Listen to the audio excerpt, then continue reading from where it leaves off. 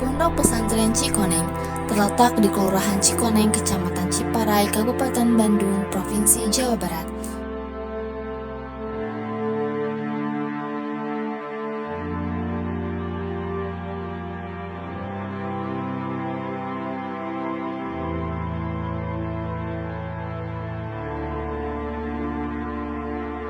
Didirikan oleh Kiai Haji Udung Abdurrahman pada tahun 1930.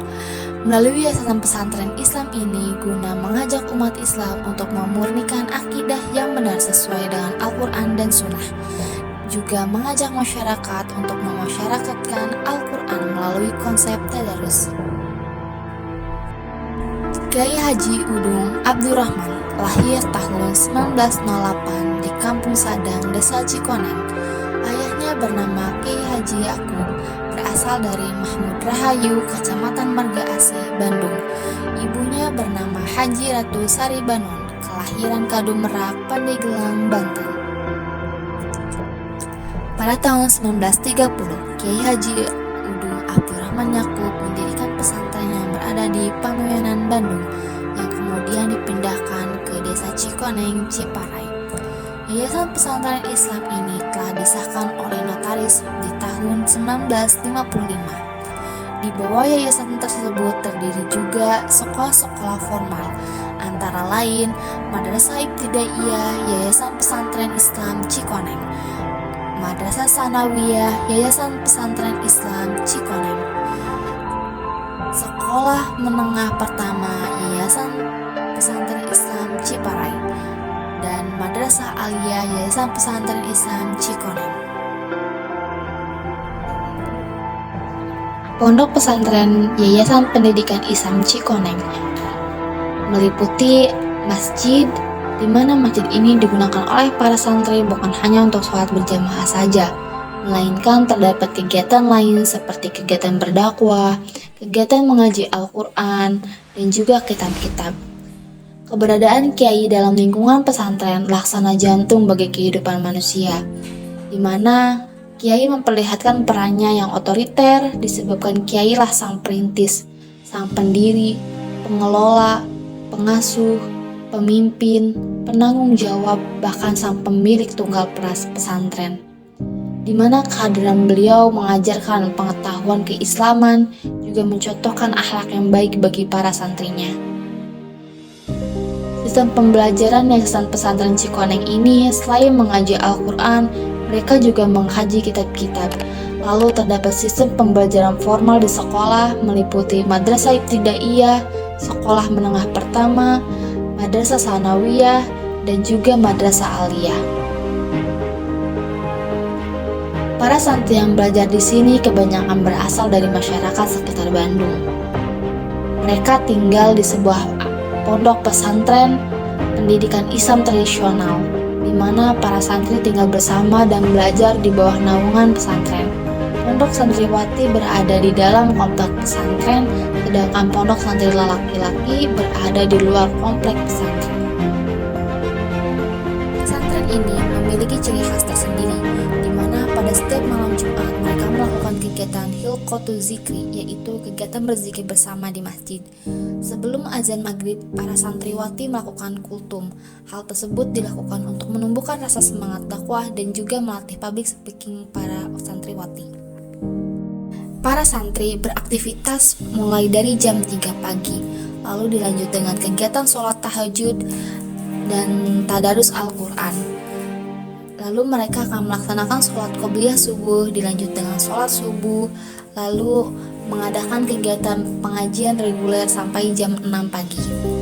Setelah itu, mereka akan bersiap-siap untuk berangkat sekolah hingga pukul 12 siang untuk tingkat sanawiyah dan sampai pukul 4 untuk tingkat madrasah aliyah.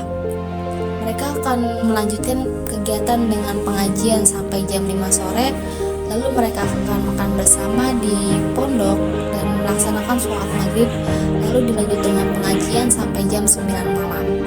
Kegiatan pondok berakhir hingga jam 10 malam.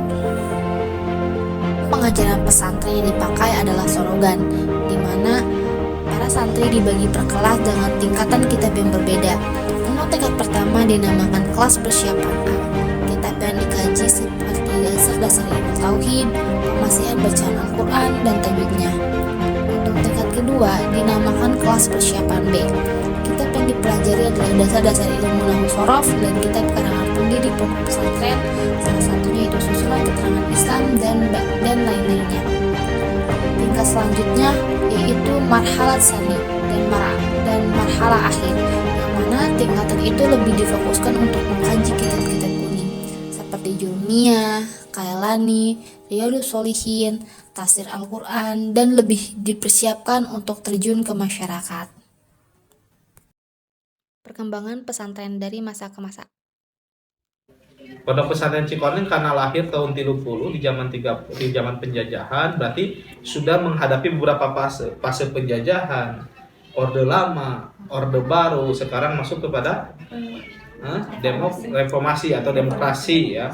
Berarti minimal itu 4 masa yang sudah dilalui dan yang sedang dilalui sampai sekarang ini. Tentunya pasti ada banyak berubah. Yang pertama itu kalau dari segi bangunan sudah jelas semua mungkin bangunan nu ayeuna teh nu baheula kieu sigana tidak ya. Itu kecuali kalau rumah ini nggak beda jauh seperti ini. Walaupun ada perubahan sedikit-sedikitnya tapi dalam bentuk itu nggak ada di rumah ini. Jadi menunjukkan satu ciri khas, menunjukkan bahwa rumah ini rumah zaman dulu, jadul ya. Zaman dulu.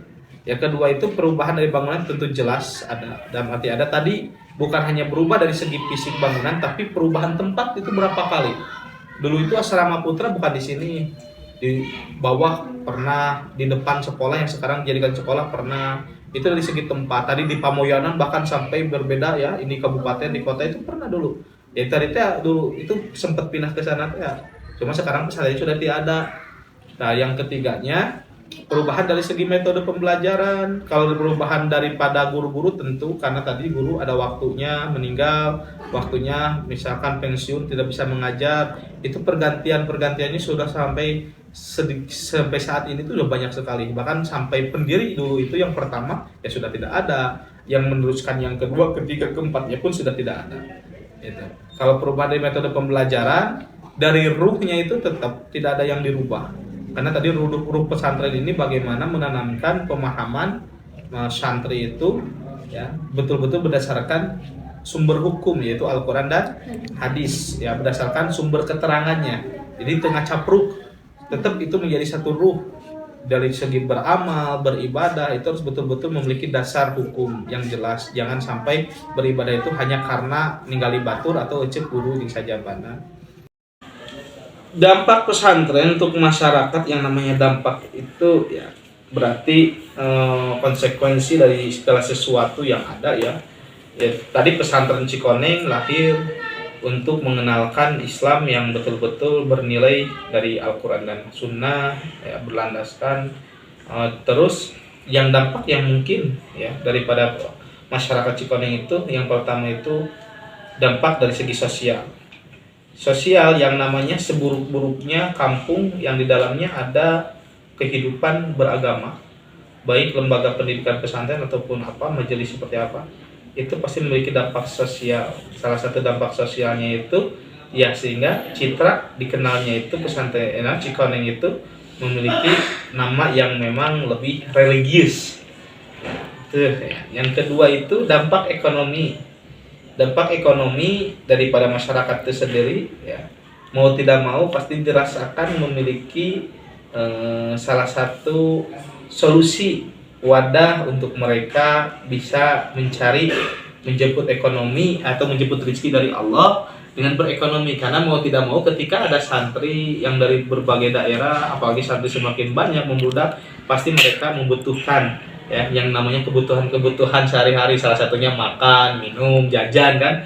Itu dampak ekonominya, sehingga ada sebagian masyarakat yang bisa mencari rezeki itu di lingkungan pesantren dengan cara berjualan ya, dengan cara bersosial. Itu dampak sosial, dampak ekonomi. Yang ketiga itu dampak daripada pendidikan sendiri. Ketika sekarang Cikoneng dimasuki oleh pesantren, terus bertumbuh, berkembang, bukan hanya pesantren, ada sekolah, dampak pendidikannya semakin dekat pendidikan yang ada di kampung itu sendiri. Sehingga kan dulu itu kan pendidikan itu sangat mahal karena jauh kondisi itu kan ada sampai sekarang beberapa daerah ketika ingin sekolah meneruskan dari jenjang SD ke SMP itu kadang tempatnya yang jauh, jaraknya seterusnya.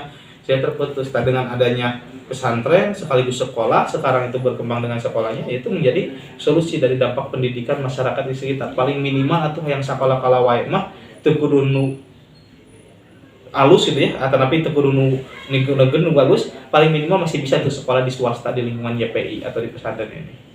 Karena sekolah ini tidak dikhususkan untuk santri saja, kan ada pesantren modern yang sekolahnya dikhususkan untuk yang mondok. Nah, di sini metode di sini tuh karena tradisional, memiliki klasifikasi khusus di pesantren sehingga sekolah pun punya punya aturan khusus juga.